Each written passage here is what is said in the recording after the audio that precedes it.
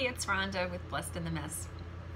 I wanted to talk to you today about something that I had never heard of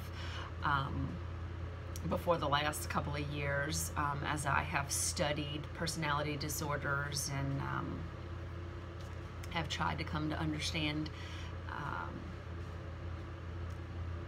certain behaviors.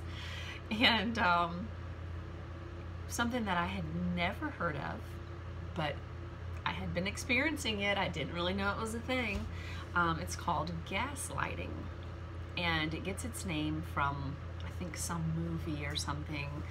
I don't even know all the history. It's lengthy, but anyway, it's basically a form of manipulation, and it's emotional abuse. And basically, someone who gaslights you, basically they want you to think you're crazy, and they will lie to do this. They'll make accusations, spin the truth, and they try to distort your reality. Now, here's a great example. I went through this so many times, I can't even begin to tell you. But in my case, my husband would start drinking, and I could smell it. I mean, I could smell it right away. Somebody told him early on in his binge drinking that if he drank vodka, nobody could smell it. And he so believed that. He could take a sip of it and I could smell it hours later. It just wasn't true. But he believed that. And so when he would start drinking, I would, a lot of times if I smelled it or if I, suspected it, I would confront him and I'd be like, you smell like you've been drinking, you smell like alcohol, And he'd be like, you're crazy. Oh my gosh, I haven't even left the house. I mean, he'd have lots of excuses lined up. He'd be like, haven't even left the house. How could I be drinking? Like, really, Rhonda, you're crazy. You're just nuts, And I would be like, okay. I'm not gonna sit there and fight with him about it. And of course, always, he never stopped at just, the first day. I would smell it later in the day, or he would be passed out, or something else would happen, and this would start a binge, because he was a binge drinker. And so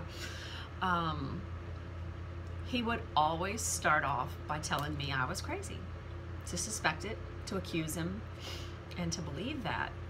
And I always knew I was right, and time would always tell, because he normally drank at least 4 or 5 days at a time, and the longest one was 2 months. But he would just swear that he wasn't drinking, and I was just trying to fight with him about something, make up I was lying. And anyway, that was called gaslighting. There's an actual term for it. And this can, happen over and over and over when you're dealing with somebody that has personality disorder like he had. And there are some signs that that you might be being gaslighted, aside from the fact that you're not crazy, but you've got someone telling you that you constantly are, and that you're overreacting, and you're insecure, and you're this and you're that. And I ultimately saw a lot of this towards the end of my marriage, and I started to see these things inside of myself towards the end of my marriage, because he did have 2 years of sobriety. And so I have a list of things here that you can look for, signs that you're being gaslighted, and maybe some of you guys will relate to them, and maybe you'll start to understand what's really going on here, because knowledge is power. You cannot fix what you don't understand. And that's how I started this whole journey, was by the Lord revealing to me what was going on, and then all of the pieces starting to come together after I started studying and researching what was going on, especially with this cluster B personality type. So here's a couple of signs that mean that you may be being gaslighted. You no longer feel like the person you used to be. I definitely struggled with that. I was like, who am I? I'm letting, this person literally micromanage my life. I was really struggling with that for sure, as he was trying to control me. You may start to feel more anxious and less confident than you used to. You wonder if you're being too sensitive. I heard that a lot, oh, you're overreacting and you're just so insecure. You feel like everything you do is wrong. You always think that it's your fault when things go wrong. You're apologizing often. You have a sense that something's wrong, but you can't really figure out what it is. You question whether your response is appropriate. You make excuses for your partner's behavior. A lot of these are enabling behaviors.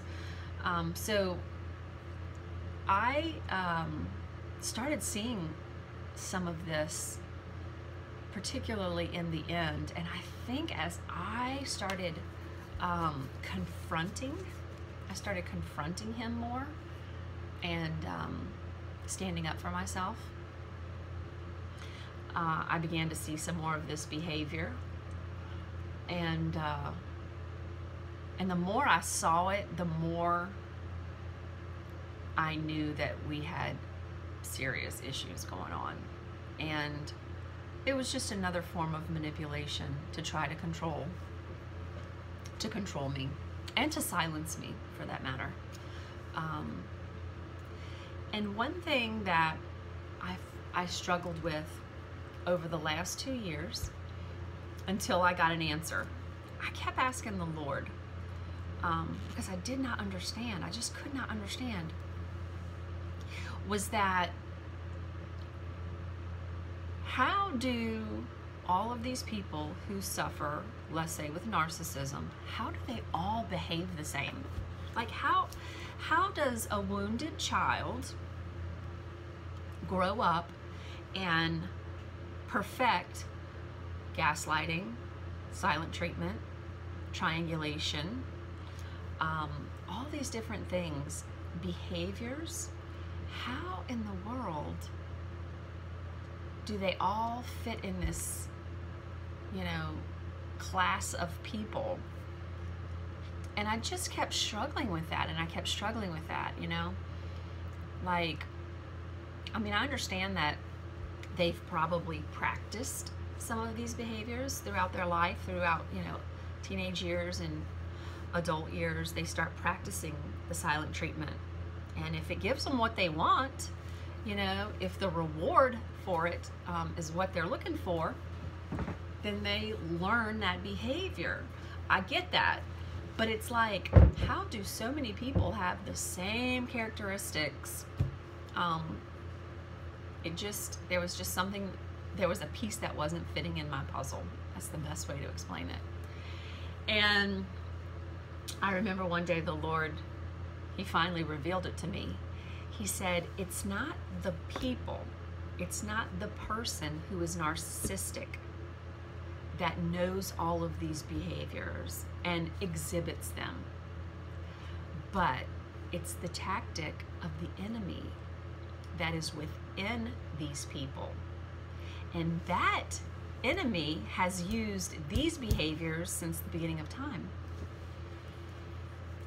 And when I realized it's not the person, it's the demonic force that's inside the person that is speaking to this person and telling these people, hurt them before they hurt you, or don't speak to them, gain your control by, silencing yourself. Like I've said before, my husband gave me the silent treatment for 12 weeks before we actually separated. He refused to speak to me. And so I had to kind of cope with that for the last 3 months of our marriage in my house, trying to function with him when he would not speak to me. When I would try to speak to him, he would tell me, I'm not speaking to you. So I knew, we're not going to accomplish anything. So, but I learned, when the Lord revealed that to me, I learned this is not a battle against him as much as it was in the real world. Like, He's right here. We're fighting. I'm fighting him. He's, you know, I can see him. I can't see the demonic forces inside of him. I can't see them. But they're there. They're real. They're there. They're real.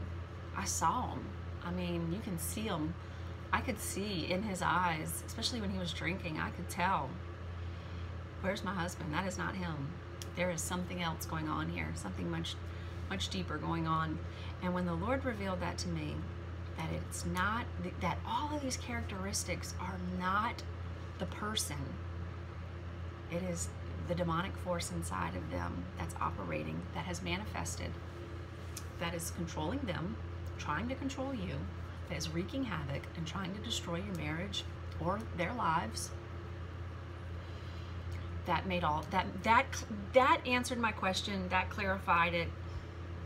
That sealed the deal for me, and that helped me to see that I'm not fighting my husband, and I wasn't fighting him.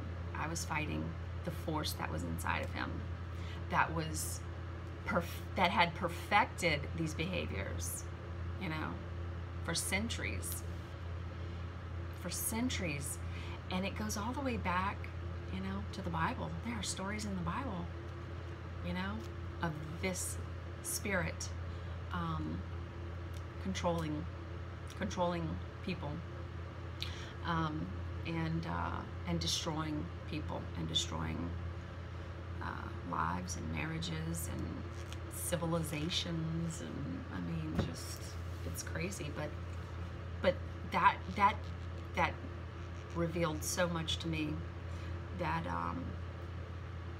I wanted to share it, because I was so like stuck in a rut trying to accept